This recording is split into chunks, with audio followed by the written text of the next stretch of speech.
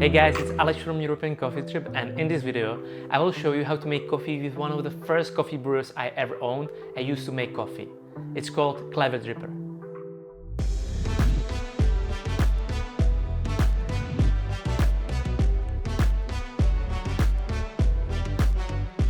I still remember the first note about the Clever Dripper. It was from the specialty coffee roasters who introduced me to the new world of coffee. They said that if they need to choose only one coffee brewer, they would choose Clever Dripper. And I'm not sure if I totally agree with them, but I understand the reasons. It's super easy to use, it's reliable, and it's consistent. The secret weapon of the Clever Dripper is the valve. It allows combining immersion coffee brewing like in French press with drip coffee brewing like V60 or Chemex. When making the AeroPress movie, we even learned that the AeroPress inverted method was modeled after, at the time, popular Clever Dripper. Nowadays, a similar principle is used by many other coffee brewers like Bonavita Immersion Brewer, Wilfa Pour Over, or Gina by Goat Story. All of them are much more expensive though. Now, let's see how we can make coffee with the Clever Dripper. What are some advantages and disadvantages? And at the end of this video, I will share some pro brewing tips and also cleaning instructions.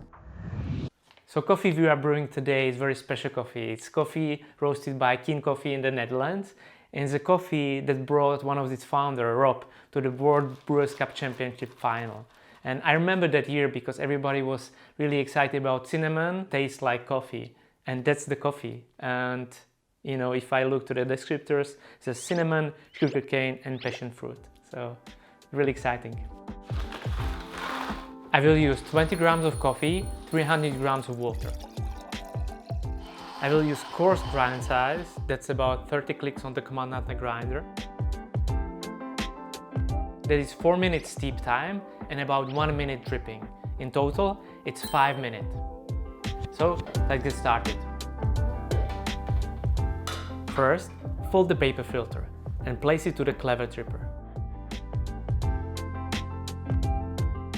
You rinse the paper filter and heat the brewer.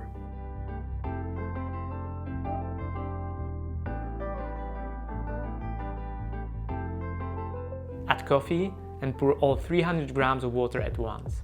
No specific pouring technique is required.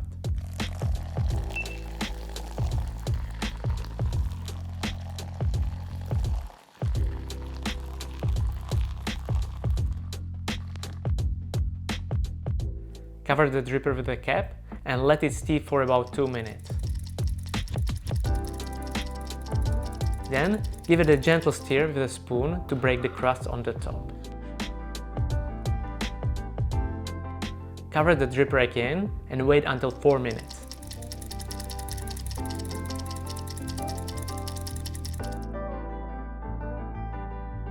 Then place the Clever Dripper on a carafe and let the coffee drain. It should take about 1 minute.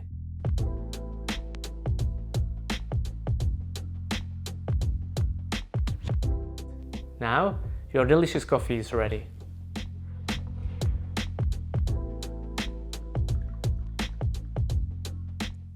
In general, recipes range from 2 to 4 minutes, and what you need to adjust is the grind size.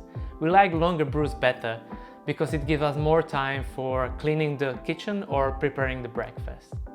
Now, let's talk about some advantages and disadvantages of Clever Dripper.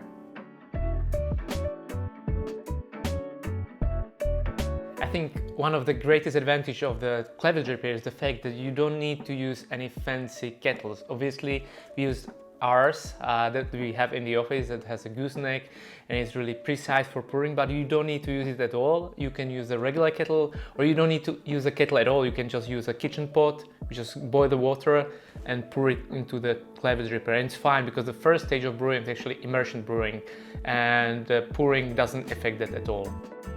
Another thing that I like about Clever Dripper is the price. It's a relatively cheap coffee brewer. You can buy it for 20 euros or I think even $20. It's made out of plastic, so it's durable, you don't break it very easily, and it can serve you, like me, for maybe 10 years. And also you can make a big batches with the Clever Dripper. You can fill it up to 400 milliliters, so it's already quite a lot of coffee you can brew with it.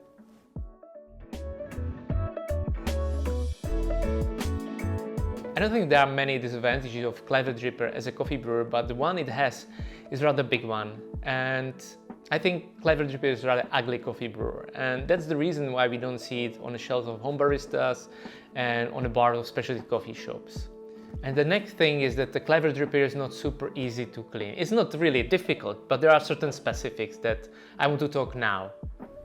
After every brewing, you should clean a dripper with the hot water and let it dry. This way, all parts, including the inner valve, will remain relatively clean. Once in a while, it's good to clean more thoroughly and take the dripper apart. I have to admit that I didn't know it's possible before preparing of this video. Then, it's obviously much easier to clean the valve and all the rubber parts. You can use regular drip filters from Melita or Mocha Master, but an advanced tip we received from 50% Arabica is to use Hario V60 filters, the biggest one, number 3, and fold the bottom part. These are much finer filters, so you should get better clarity in your cup of coffee. The next brewing tip is to add water first and coffee later. This way, you can make sure that all coffee is properly wet and extracting.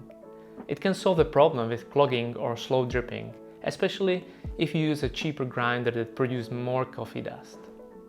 Another tip, if you don't have a proper carafe at hand, is to discard the paper filter after brewing, pour the coffee back to the clever dripper and let it drain again. This way, it will mix well, cool down and introduce air to coffee. The last tip we received was about the new version of the clever dripper that was released in 2019. We didn't have a chance to use it yet, but it's good to know that there is a new model.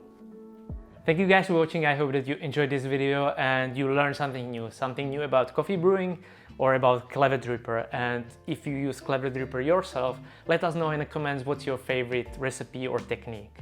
And if you don't have a coffee at home, check out Coin Coffee and get some coffees to brew. And I'm looking forward to see you in the next video very soon, so don't forget to subscribe.